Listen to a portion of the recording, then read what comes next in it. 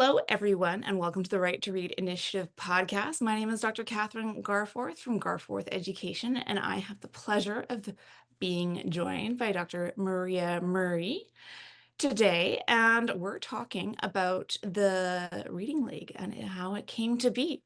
And it's something that I like to call the League of Extraordinary Gentlefolk. So, welcome, Maria. How are you? Oh, I'm happy this morning, and thank you for getting up so early where you are. And extraordinary gentlefolk is a wonderful way to think about this league of people that are movers and shakers and carers for children's literacy. Yeah. Yeah, well, I think you're careful about adult literacy too. Well, yeah, yes, future adults, existing ex adults, absolutely. Like John Corcoran says, it's just as important to teach an adult to read as it is to teach a child to read. We're getting ahead of ourselves, but Well, yeah, reading is a basic human right. yes. And well, yes, there is a extremely small percentage of the population that are not cognitively able to do it. It definitely isn't where we're at today with illiterate and functionally illiterate individuals. Miles, miles to go, yes. Yeah. Hmm. Oh, Yeah. what's there's a quote, something about miles to go before I sleep. Mm-hmm. Mm-hmm. Hmm. Anyways, so the Reading League has been around for coming up on 10 years. A birthday, a big birthday, double digits. Two Where did hands. where did that go? 10 Yeah. years. Wow. Wow. So Yeah. I guess how did this all start? When did you start thinking about the need for this? I thought about this way back when I was at Syracuse University, were my earliest, but wait, why isn't someone doing something? So as my story goes, I was fortunate to be at Syracuse University when Dr. Bonita Blackman was there, and she was a reading scientist, and she allowed me and gave me the privilege of getting a master's and a doctorate with her. But in between and during all of that, I got to coordinate, excuse me, her federally funded uh, intervention studies. So um, I learned just as much from the teachers who we trained as I did from her. I learned from the scientists just as much as I did from her. And what I started to scratch my head and say, but wait, we worked on that for X number of years, and it took another couple of years to get the article, you know, published, and then it came out. But where's the part where the schools know about this?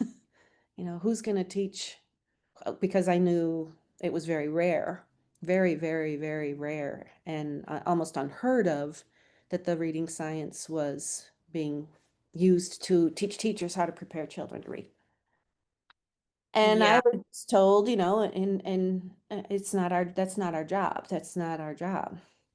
Well, whose is it? So that was maybe a little seed in my brain saying the sky's falling, the streets are on fire, they should be. And what's happening in these schools is not um, as effective as it needs to be for these kids. So who's doing it? If the schools of education and ed prep were training not just the teachers, not just the special educators, but the school psychologists who were being told, your job is just to let us know whether the child, is reading well or not. It's not your job to teach them. You don't need to know what to do for instruction. Okay, well, that's a problem. And speech pathologists weren't being welcomed into classrooms for any reason, other than their typical daily grind. Administrators, my gosh, nothing, not no one, so no one's fault. but the school system was already filled from higher education programs with people who were unaware. So how would anyone even, so, and then when I was a professor, I would say to my colleagues, but I'm getting emails from my students saying, Dr. Murray, I'm now teaching at such and such a district, fourth grade, for example, and my students are all reading on a first grade level. Can you send me some activities that I can do with them? Mhm. And I'm like, first of all, my heart was broken. I'm like, activities, because I'm sure I taught you a few years ago more than just some activities. But why would you remember, right, if you don't get to practice it? I'm like, well, so and so your students needed K1, 2, and 3 to go in a way that you get the readers in grade 4. So I would bring this to my colleagues, and at first I was uh they demanded that couldn't be our student. I'm like, yes, she went here for undergrad and she got a master's in special education here. And she doesn't know what to do. And this is, if you don't, I'm not gonna, reveal a vulnerable person who reached out, but here are 12 other ones. I get them constantly. What do I do? What do I do? Well, that's not our job. We Mhm. just give them a little bit in the time we have them, and then it's up to the schools to do professional development. Like, but if the schools were all filled by us and paid us tuition, how would they know that there's something else? So we have to provide, so it's just my whole career all of my steps up until one day were, who's going to do something? And it never dawned on me that it should be me. Mhm. That's for sure. Because what would you do? It's too big of a problem. It's too big of a, it's, Elephant. yeah, where do you bite? What piece do you bite? Yeah, well, I'm glad you took that first bite because it's led to Yeah. some amazing progress, and not just locally. Was it what, 5 years ago that you started doing the state branches? That's a great question. I want to say probably 4 or 5 years ago. Because I think it was around COVID time. Yes, and right. We had our first three chapters were Wisconsin, Pennsylvania, and Oklahoma. They came on at the same time, I think, about then. Oh, it's all a blur. And now up to 41 with probably hitting all 50 by the end of next year. That's So, bad. so that's crazy. And you want to know what's funny too, Kathryn? When we were first told by a couple people, we need a chapter in our state, it sounded it sounded insane. Mm-hmm. Um, that sounds like you're franchising something, right? Or I don't know how to do that. I was still working full time when this started. And so um then we worried, how would we do, what about quality control? Mm-hmm. And that makes me giggle.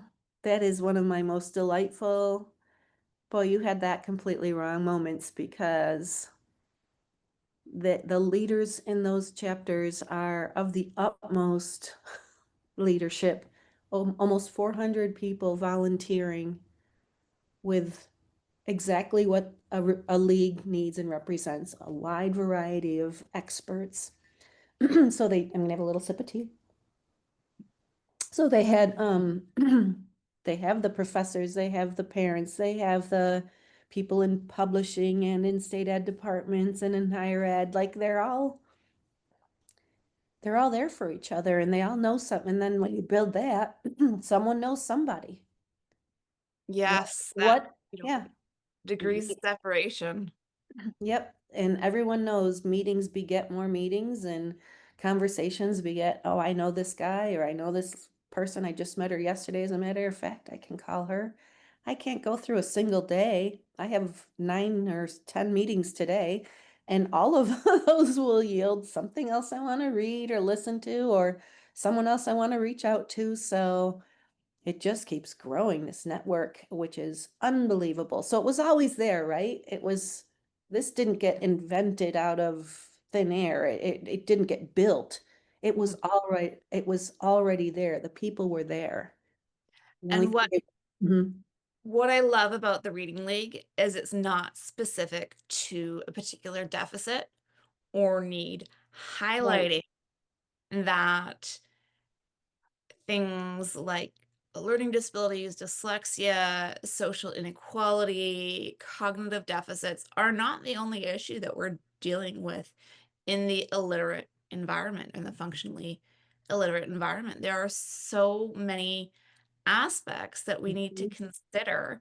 And it's not saying, okay, well, this is only going to work for one segment of the population. Yeah. Thank you for pointing that out. Well, I have to remember to point that out myself when I talk to people. That yeah, is so true. Yep. because, if we look back into the last century, a lot of the information was coming out of, dyslexia associations. Hmm. Hmm. I love the International Dyslexia Association. It's been in my family for decades. I know. And My first conference in the 90s when I was still, a student in high school. But recognizing that there's a percent of the population that can't read, that isn't dyslexic, and we yeah, still need to support them right. is very important. And recognizing the ones that aren't able to get that diagnosis And for. when, and yes, and when teachers are equipped and honored with the knowledge that they can uh, use to have better outcomes and be rewarded for their work, which they put a ton in, it benefits all of the students. Every single one in the classroom. It really does. Not just the this, the that, the other thing. It's all students gain from this. So it's from that effective, and it must be supported, ongoing supported teacher, right? And other professionals in the building. Well, and I Everyone. remember in my teacher education program being Mhm. told that teaching is such a lonely and isolating profession, and not really understanding that, in the beginning of my bachelor's of education. Like, what do you mean? You got a class full of kids and a school full of teachers? Yeah.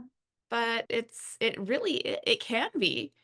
And recognizing that, the emotional bucket that a teacher has doesn't have as many holes as it needs in order to keep that pro D happening, especially in the early years, unless you're that really special individual or have a great support network fostering them. Sometimes it's just enough to get up, get to school, get the lesson planning done, get the grades in, and dealing with the class. Trying to work on your own professional development is a afterthought.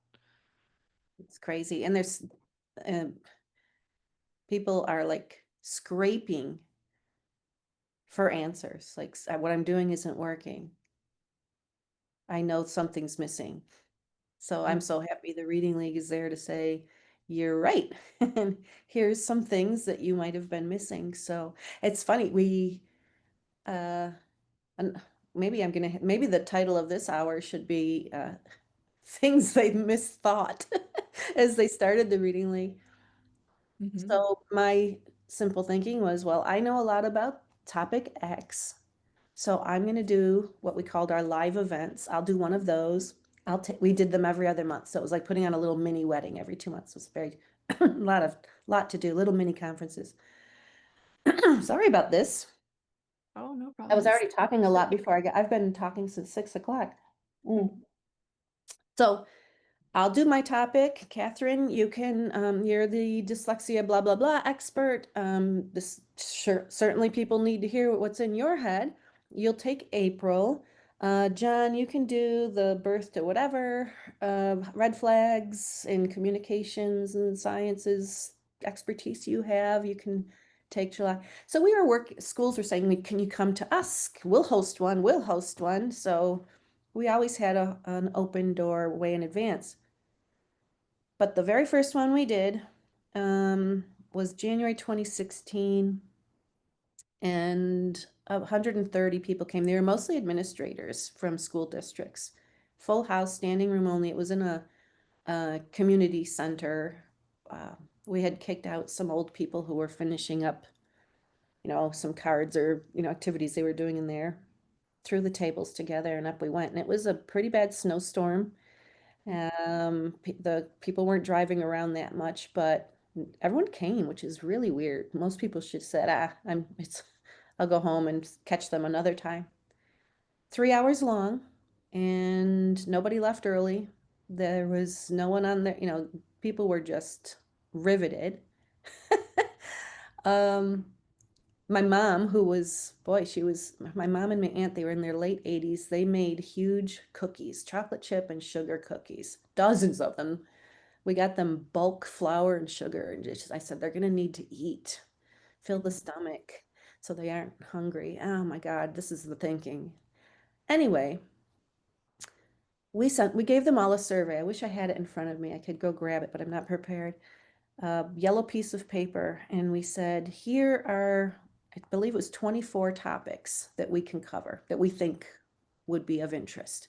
Can you rate them, regarding your own knowledge, like I know nothing, or I'm good, some Likert scale, and also your school community, what you would think. Well, all 24 of those were on we really need to know more about this. And then we left room for other. Oh dear. Oh my gosh, we thought of everything. Well, there's another 10, 15 topics we didn't even think of. So if we're going to only have 6 of these a year, uh-oh, Lots of yeah, years. lots of years. We had 4 or 5 years of topics to go through, and maybe you're only going to be available 3 of those sessions. So that's not going to really work, is it? So I almost thought we were done before we started. Like, this is futile. What's the point if you can only come to the one on spelling and you can only come to the one on oral reading fluency and that's it, right? It's not gonna do what needs to be done. It's still got to be something else. But yeah, but once you start doing the work, again, there's people with ideas. You just keep marching forward. Someone else comes up with a solution, a door opens, you just keep moving forward. And we So did. the electricity from that meeting must have meant you couldn't sleep for a couple days. I think that one night was mind-boggling. That one night was wow. We knew that they needed it, that they hadn't had it, but we really didn't expect now what?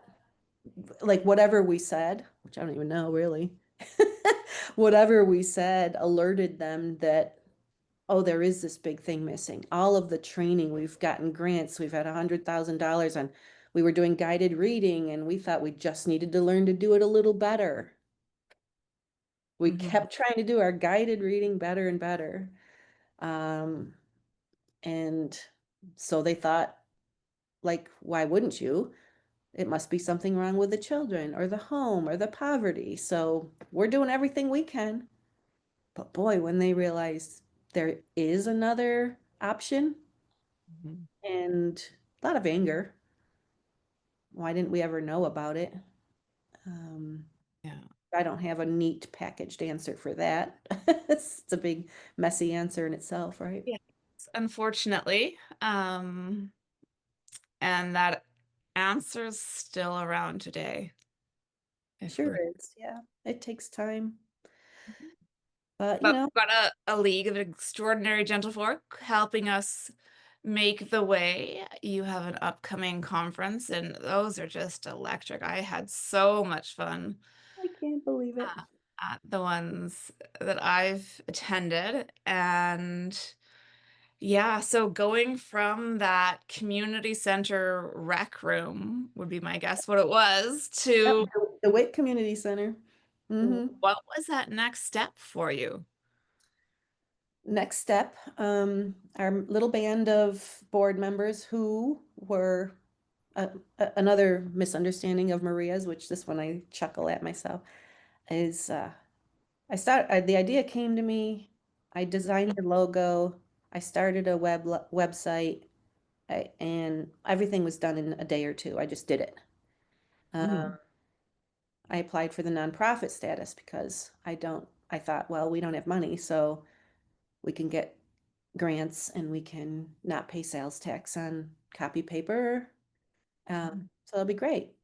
Well, you need a mission statement, you need a board of directors. Okay, I didn't know that. So I was tutoring a lot of students at the time privately.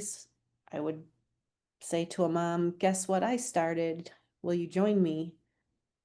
Uh, so I had very quickly had a group of friends, and now someone needs to be the president, someone needs to be the secretaries. Well, what do I have to do? I guess take notes, like what, as though it was a high school, French club or something. But so then at one of those meetings, which we were all very electric about because it was just so fun to ideate and plan, it was just marvelous. Someone said, let's have a conference.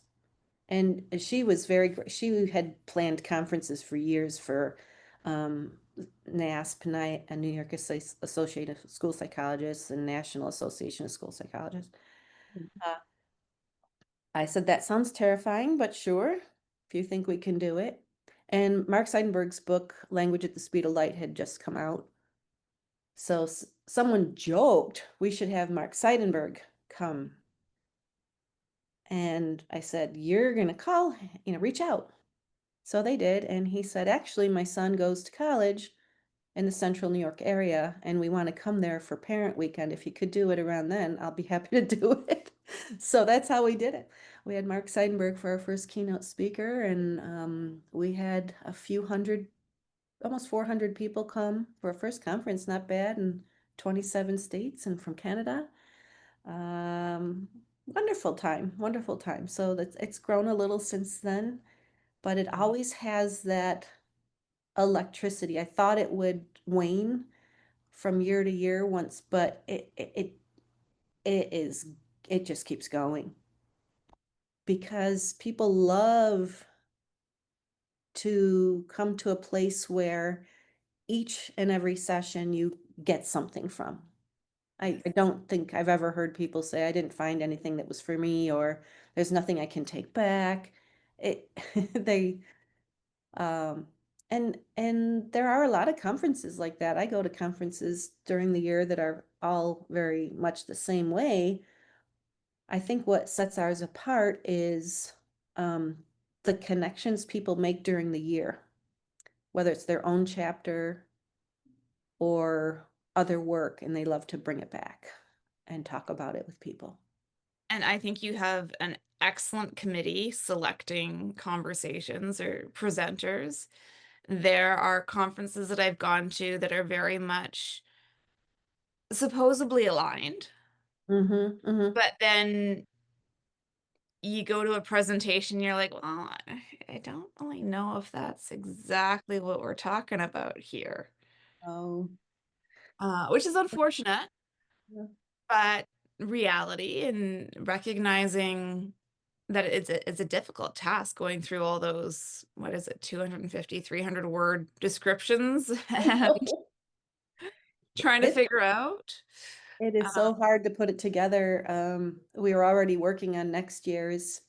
We have a few meetings set up for selection, and it's just hard because there are so many, we could fill hundreds of sessions, of course. but it's very critical to make sure we have, it's like a 10-sided Rubik's Cube. We want new voices.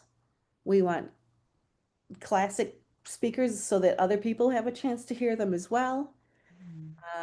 We want to hear what's been known for the beginners, and we also want what's coming for and more advanced. So we try to put some more advanced sessions in, so people who come to these all the time gain something. We want to we are intentional in having diversity in our speakers, not just in topic, um, and um, researchers, practitioners, advocates, everyone. So how do you do that? And then, oh, well, SLPs or school psychologists or you know, where's something for everyone, adolescent, and then Yeah. all the topics within, ranging from alphabetics to comprehension, writing, assessment.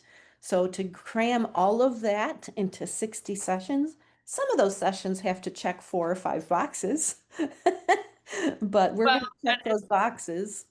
not just the presentations, the before and after. It's the breakfast conversations, the lunch conversations, the dinner conversations, the evening event conversations. I remember coming in to the last one at Syracuse, and as I checked in, I was doing something, and Dr. Matt Burns was at the computer, and I just started having a conversation with him, and I'm like, wow, this is crazy. Okay, great.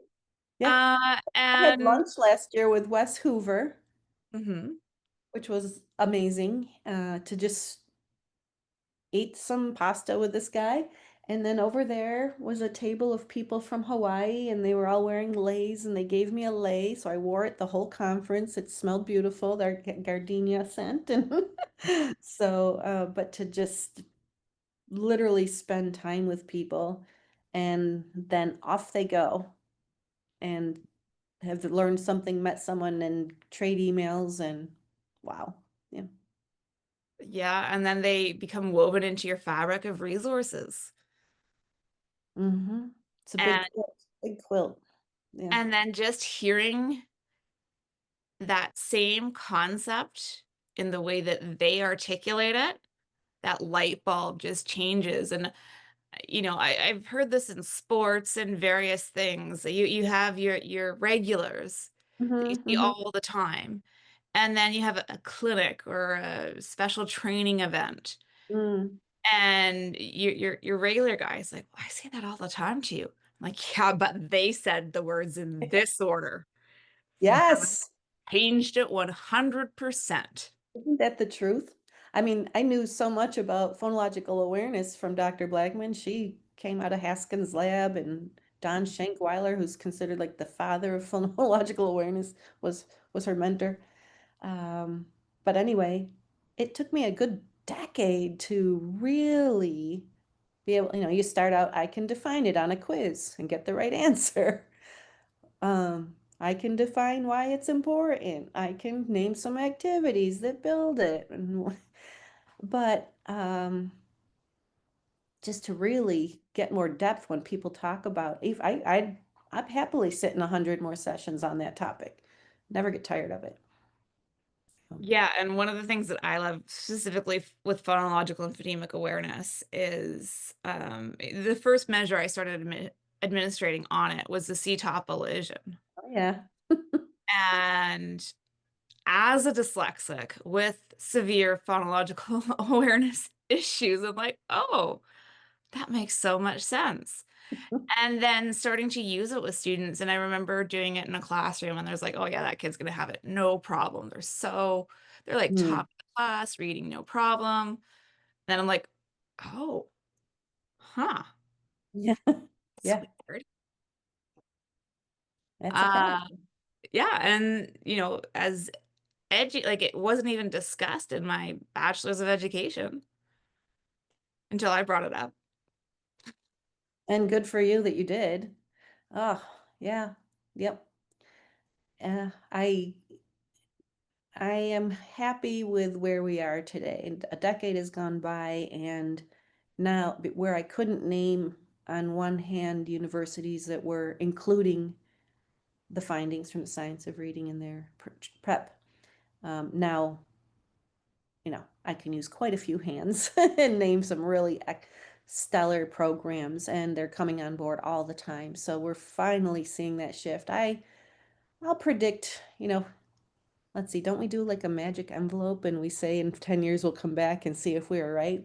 Your Maybe time in, capsule. time capsule. In 10 years, I believe almost all of them will include it in their prep. So that's a big win. That is a wonderful win because the School of Ed or education in general should honor all ways of knowing. Mhm. Mhm. Yeah. And so you've gone from the community center to the schools that say, "Hey, yeah, we'll host it," to Mhm. the conference in Syracuse, to is this the 3rd year that it's somewhere else? Let's see. Where, yeah, I think we were in Syracuse and then outgrew it. And then we did Charlotte and now Chicago. This year Mhm. will be Chicago and next year Chicago as well. So there you That's go. fantastic. Yeah. And then we want to move it around and, make it easy for people coming from far away with flight hubs and whatnot. So make it easier to um, reach people by moving around as well. And fun new places to explore. That's half And the fun of a yeah, conference, going to a place you've never been. in a sense, COVID helped us because we thought when that happened, oh boy, because our phones started to ring with schools having to cut back on their schools went into protection mode, and no, and of course, uh, so we do a lot of professional development in schools. People aren't aware of that, but we are a big professional learning provider. That's one of our big things we do. And these schools were calling and saying we have to cancel the sessions for the fall or whatever. Oh boy, we are in trouble because we had actually just moved into our headquarters here as well. So everyone had to go home. We just, paid 1 or 2 months lease and now we're back in our home offices. But but COVID allowed us to reach farther. Mm. Uh, we had 2 live events here in this building. Dr. Tiffany Hogan brought some of her doc students and did a session. And that was the last one before we closed down. And fortunately, we're next to WCNY, our local PBS affiliate, and they have fiber optic cabling coming into the theater down here. And so they would film and stream our late last sessions, live events before COVID. So we were reaching Israel and South Africa and the Philippines with our live events live, which was crazy. Um, and then COVID, so we thought, oh, we're done. But wait, we can still stream. So we kept things going as everyone.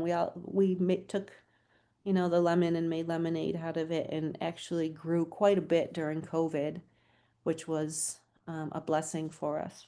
When we thought we would be done for, we actually got to grow because the learning, people had time to really dig deeper into the learning for when the schools reopened. And then the parents certainly learned too, right? Because they could hear what was happening in the other room. So the demand for the schools to change grew during COVID. Yeah, Yep. and Mhm.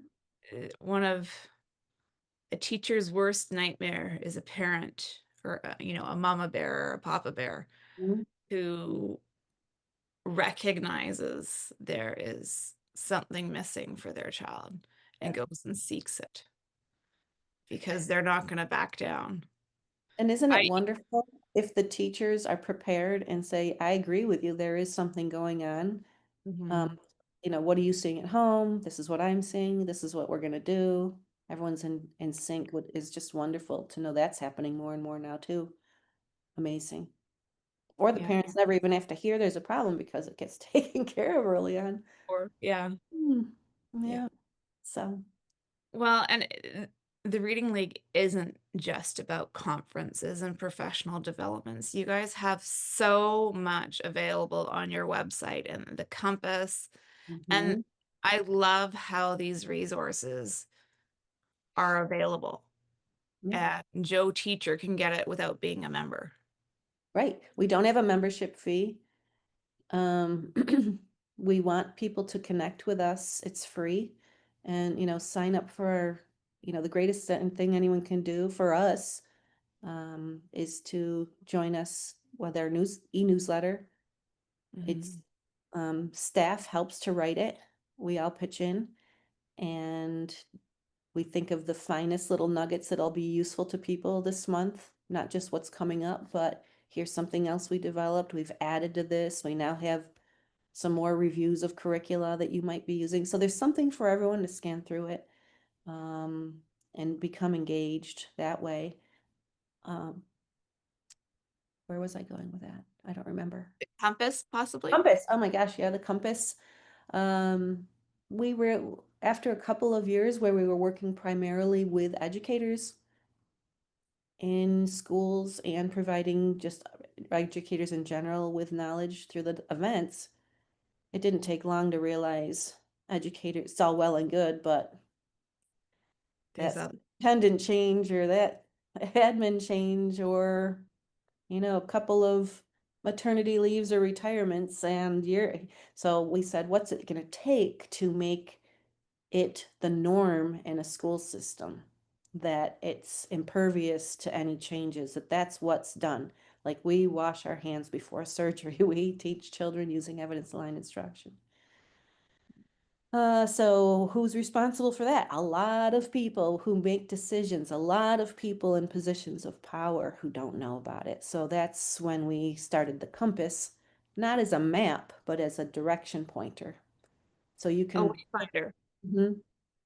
Yep. And it was actually last weekend, I'm a scout leader, and Ah, we worked on orienteering with our youth. And some of them, it was their first time, and they're plugging their plots into their phones ah, and recognizing we didn't explicitly tell them, well, it's gonna tell you where to go, but it's not gonna tell you the path to get that's there. right. And you're supposed to stay on the trail, not blaze trails on your own. So, Yes. we had some kids, they're like, oh yeah, there was a cliff. Well, did you stay on the trail that took you around it? No, we climbed down it. Well, okay, next time, part of the conversation. And that's what I think the compass is allowing individuals to do, is use it as a wayfinder. I like that. Yep. Plug It's into their search engine or to the search bar what they're looking for, and have different alternatives that they can take for that next step without saying, okay, you put in phonological awareness, you only have this article to look at. hmm And hmm this is the only way you can do it, right? And it gives those options. And I think that's a wonderful thing. Yep. And the on the educators page is all of the work, years of work we've put into it, with the curriculum evaluation guidelines.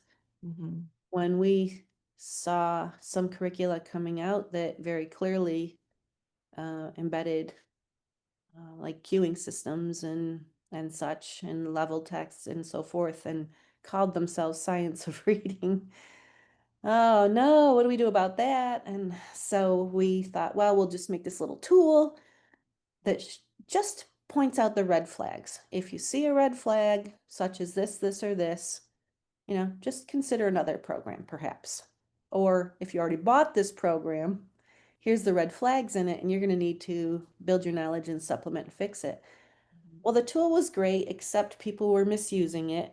They were thinking, all manner of things went awry. Like, oh, we had the publisher fill it out for us. Oh, no, no, no, or things like that, innocent little things we didn't want to happen. So we built it out and with a lot of help from, people we can reach out to.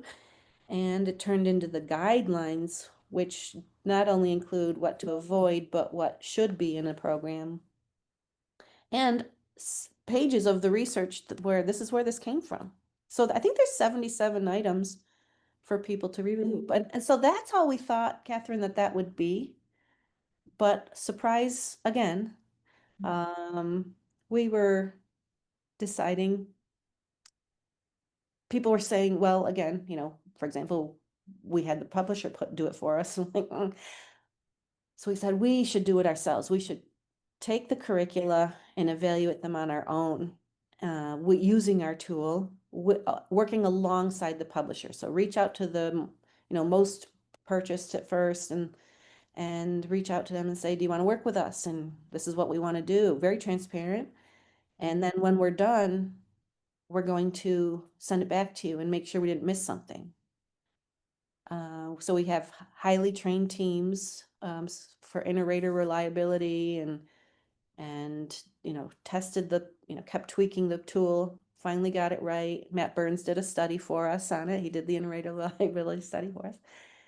Anyway, the publishers were loving it. They said, when can you do ours? Because we want to know where we can do better. So we never in any second of any day thought, oh, wouldn't it be cool? It happened that this tool made the publishers improve their programs. And they're still doing that, right? One publisher said we want to wait a year because we know some things we want to. We know some catch up. We've done it ourselves and Yeah, identified yeah. our errors. And It's pretty easy to use the tool, figure out what, and so that's pretty huge impact. And it's been really good. Yeah.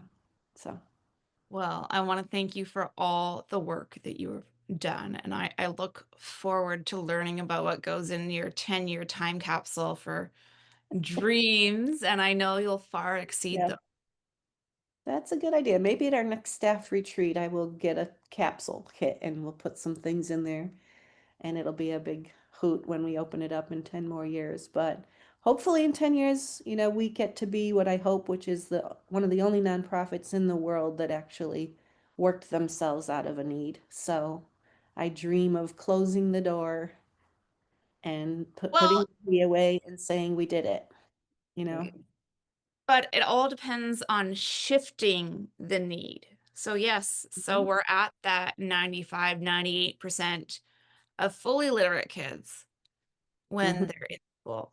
Well, we can still take them higher in the comprehension. Oh my gosh. I mean, there's no, About that. I'm saying all that's packed, all that's included too. I want it Oh, all.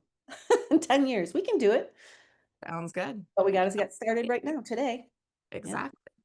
Yeah. All right. Well, thank you so much for joining me today, Dr. Thank Murray. you. I've really enjoyed our conversation.